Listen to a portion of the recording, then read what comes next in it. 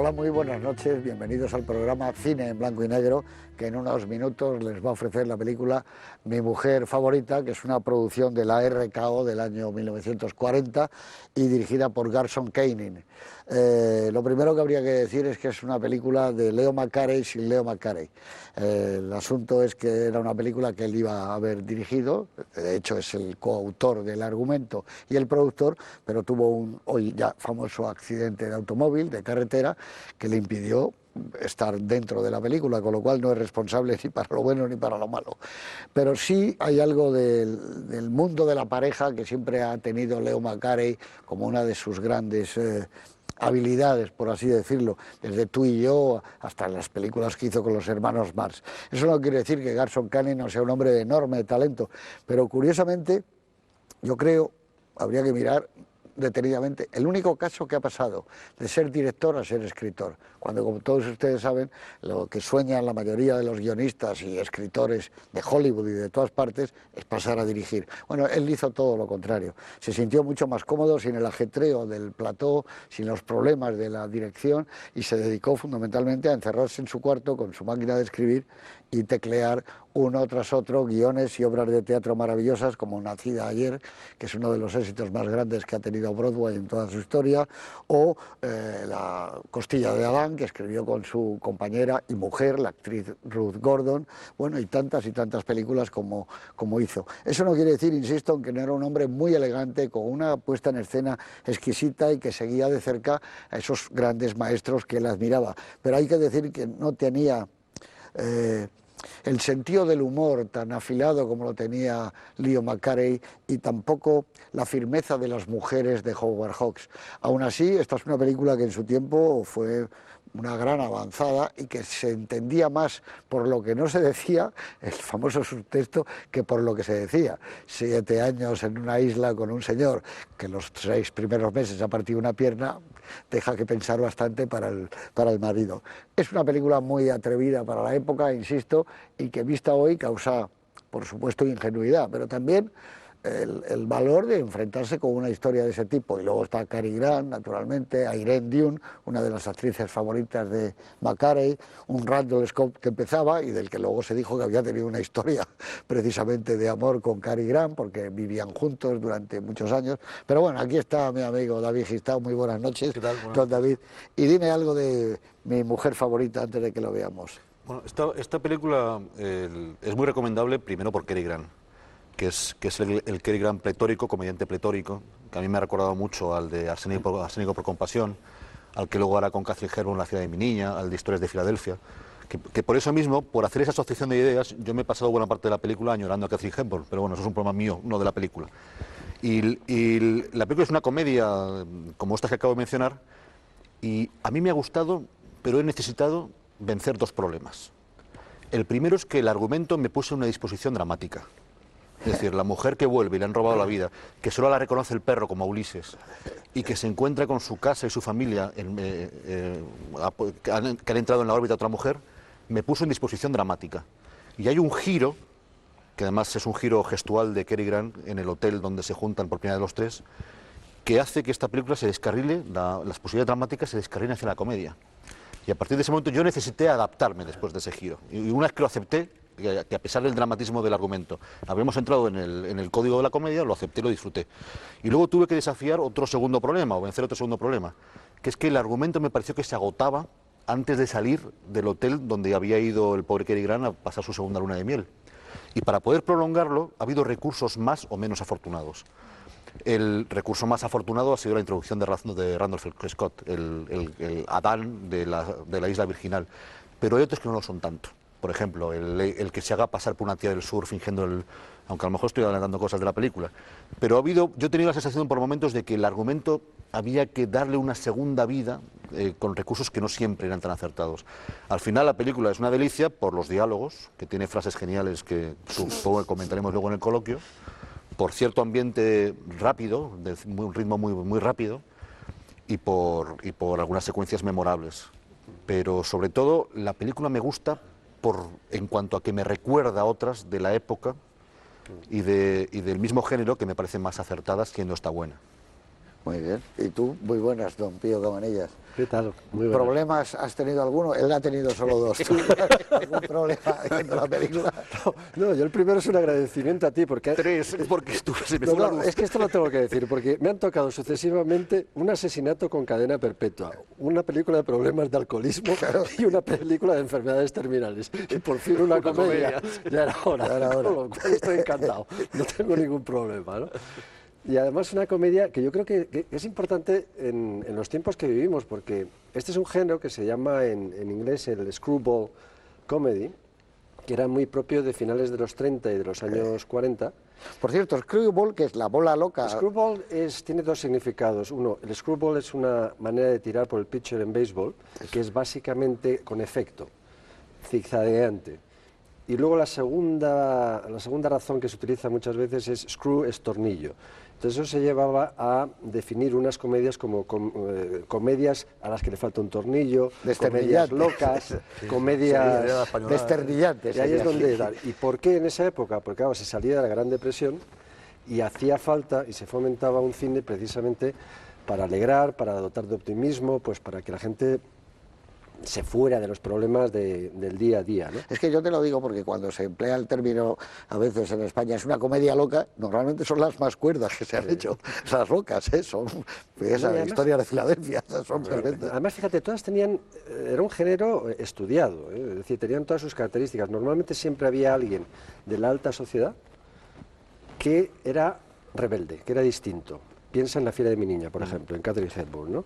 Y por supuesto en esta película. Siempre eran también excéntricos que contagiaban un poquito al resto de los protagonistas. Vive como quieras, por ejemplo. Siempre el hombre, casi el protagonista es más la mujer que el hombre en estas películas, ¿no? Arrastra al protagonista masculino y le va llevando a esa especie de contradicción o de locuras, ¿no? Y ahí entra el amor, casi todos se llevan mal al principio, pero luego acaban enamoradísimos. Entonces es eso, es amor, es optimismo, es ese mensaje, ¿no?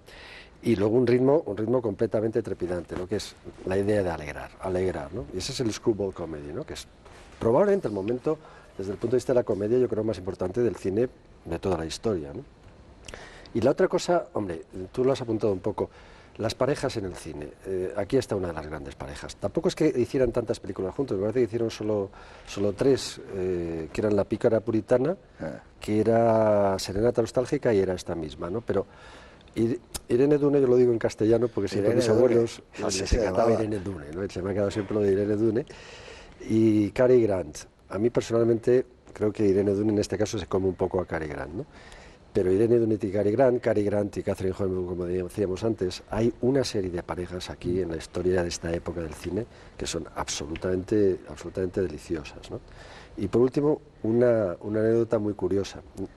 Se fijarán ustedes en la película que hay una serie de momentos en que Cary Grant lleva puesto una bata de leopardo. Y tiene su razón de ser y lo hizo él a propósito, porque acababa de terminar de filmarse Bringing Up Baby, o sea, La fiera de mi niña, en la que aparece un leopardo y estaba teniendo muy malos resultados en taquilla. Y entonces, como para reivindicar la otra película, pidió que la bata fuera esto de leopardo. Pero vamos, esto es ya para el anecdotario. Muy bien, muchas gracias. Luis Alberto de Cuenca, muy buenas noches. Muy buenas noches, José Luis. ¿Vas a cerrar tú esta presentación de la película? Lo habéis dicho prácticamente todo y me ha parecido todo muy bien. Lo de la bata de leopardo es muy divertido porque además son dos. Porque a Irene Dunne le había comprado uno a él.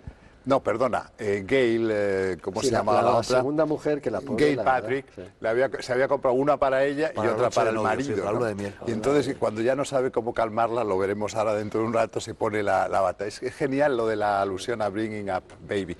A mí es una película que me parece efectivamente muy optimista, muy delicada, muy interesante. No tiene un nivel, diríamos, de primerísima clase. Creo que está en un pelotón importante, pero agazapado.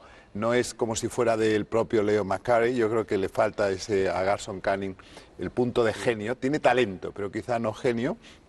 Y la verdad es que se pasa muy bien. Ella está estupenda.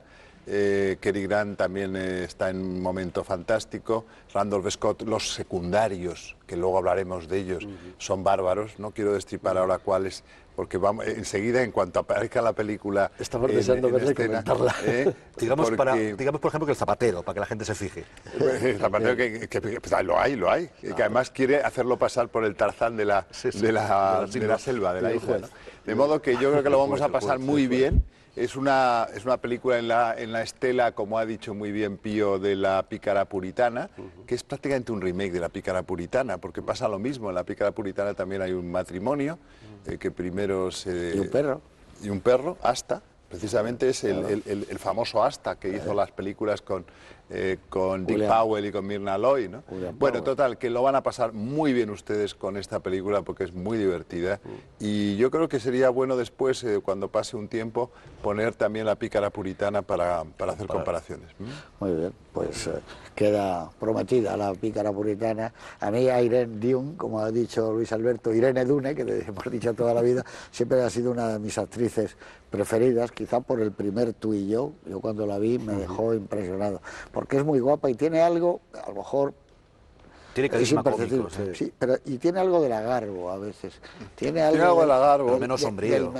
El mentón, la cara, tiene algo de lagarbo, en divertido. Ella no necesita ni Oscar para ser divertida y era una chica muy atractiva, hacía buena pareja con Cary Grant y en este momento que se echan de menos tantas actrices buenas realmente de comedia, yo creo que ellas les dan una velocidad a las películas, los intérpretes me refiero, ellas y ellos, tanto Randall Scott como Cary Grant, los secundarios, donde realmente parece como que es más importante la velocidad de actuación que la propia interpretación.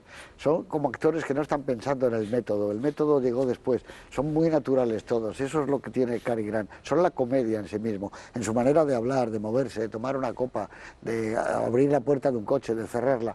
Creo que luego eso se ralentiza, quizá con Stanislavski y compañía cuando llegan, ¿no? Pero en esta época todavía no, y podemos ver que los actores son como libres ante la puesta en escena, en este caso, insisto, muy inteligente. Yo creo que se lo van a pasar muy bien y ya el título es un acierto, Mi mujer favorita o Mi mujer preferida, de Garson Kanin, 1940, con todos ustedes les espera ya.